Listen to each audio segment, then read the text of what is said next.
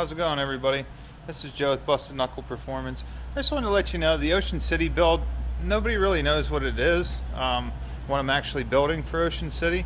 So this is the preview of what the truck is. 1989 Chevy Crew Cab. Has 72,000 original miles. It was an old man's truck. Two-wheel drive.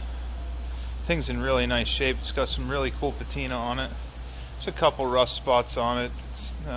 The whole body's pretty good. The only rust spots are on the bed there. Right there's one. Other than that, the truck's in immaculate shape. So, this is the truck that I will be building. So the idea of the truck is I'm going to get it lowered down. I'm going to put some different wheels and tires on it. Put an LS motor in it. 5.3. Put a 4L80 transmission in it. Just get it running. Nice little cruiser. I'll give you a sneak peek of the interior of this truck. So it needs cleaned up. It's got some dirt and whatever else on there. Two friends of mine actually helped me go get this truck over in Cranberry, Pennsylvania. You'll have to check out his YouTube channel, ES Design, for that. So today I'm actually going to be removing the running boards and the bed off the truck. You getting rid of these. Getting the bed picked up off the truck. That way I can clean up the frame and paint it. And go over the brake lines and fuel lines and all that fun stuff. We're going to be putting a rear end in it out of a 2500 Silverado. We'll get rid of this rear end that's on it. Give me some disc brakes. So everybody freaks out about me putting Dodge wheels on a Chevy. These are 18-inch wheels. The factory ones are 16s on the truck. The 18s look a little better. I think it'll look good whenever it's lowered down with some lower profile tires. Not rubber band tires or anything, but that's the look I'm going for. Just a cruiser.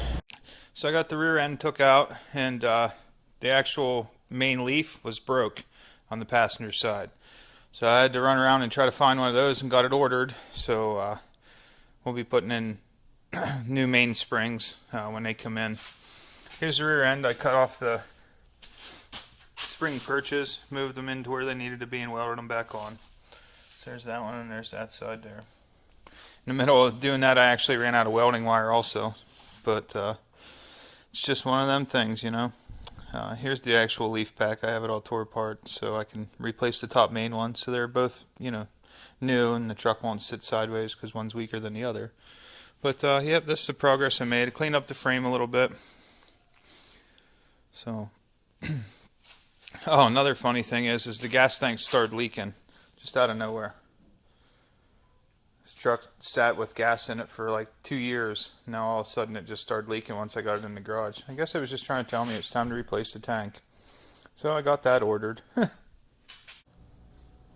So this is the rear end that's going into the truck. I got 2 new leaf springs for it, the 2 main springs.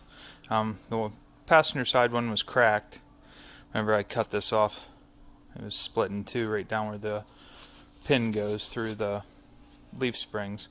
So I went ahead and ordered 2 new ones. They weren't too badly priced. I think they were $100 a piece. But yep, getting the rear end prepped and ready to go in. I just painted the brackets for it. So there's the 2 brackets I just painted, just with Rust-Oleum paint. I cleaned them up, and now I'm painting them. Doing a little prep work on the rear end here. I got to finish welding that, grinding it up a little bit, and painting it. These 2 spots were a little, remember I was cutting off the bracket, I got a little deep in there, so I'm just going to weld them, sand them flat, and fill it back in. Then I'll paint the rear end. The rear end is almost ready for to go in. That one looks a little crooked. It's not crooked. I mean, looks are deceiving, but that one does sit a little cockeyed. I think it was just the way I cut it out. Alright, my factory truck has one of the older style rear ends in it. Still has the drum brakes. So I decided I was going to get rid of the drum brakes that were on it and go with a more modern rear end. The rear end I installed in the truck was out of a 2004 Chevy 2500 HD, Well, now the difference is where this mounts up on the newer trucks is actually out further. And the rear end's wider, so it'll give it a better track also. And the shock mounts here on the factory one are on the opposite sides. So I can show you what I plan on doing with that.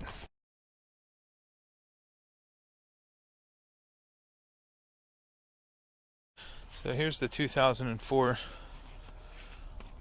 Silverado rear end installed. So I had to cut these off, the perches, and weld them on. Move it back out, and then I painted everything. Whenever I tore it apart, the main leaf was actually broke, so I bought new main leaves for it. And then I also pulled some leaves out. This truck was set up, it's a 3/4 ton. It's a pretty heavy duty suspension. There's actually 8 leaves here, so I took them out.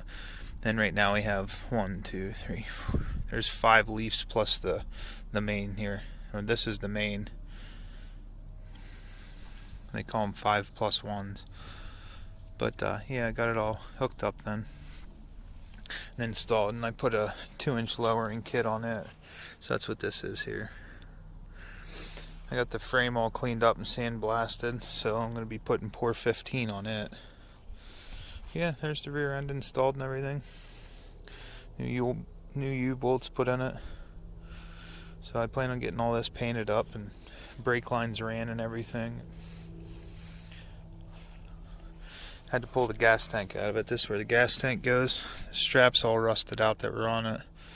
So it comes down like this, and then there's a strap that goes around the tank. This is where the tank actually sits. I had to cut that one off because it was rusted on and I couldn't get it out. So I had to order new straps for it. I got the tank, but I ended up having to order new straps. And then this is where the fuel lines hook up right here. So I'm going to have to run a bigger line once it comes out here. It turns into the steel lines, runs across. So I'm going to put bigger lines on it. Probably go with nylon instead of the steel ones. Then I don't have to worry about them rotting out. You can get bigger ones like 1/2-inch size and stuff, which would be nice for the LS. Alright everybody, we got the transmission back all together then. The pump was pretty tricky getting the pump in. It goes one way. Put a new seal and everything in it. Got it all back together. Needs cleaned up yet, but we'll do that after we get everything back together. I still got to get some gaskets for the tail shaft here. They should be in this week, and then that'll be all fixed up then. Everything will be good to go for the transmission. I'll be excited to see if the transmission, shifts and drives as if it should. With the kit that I put in it, the rebuild kit's a level 2 performance kit. The HD shift reprogramming kit I installed also, so it should give it a little bit firmer shifts and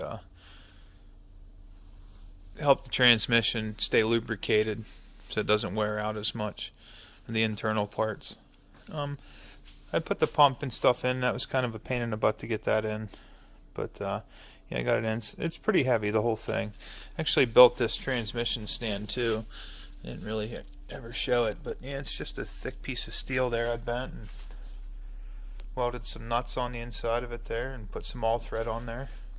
Then it's a pipe that slides inside another pipe and has a bracket attached to it. Thanks for watching, guys. Next week I'll have another video out, so stay tuned. Comment, like, subscribe. Thanks. Bye.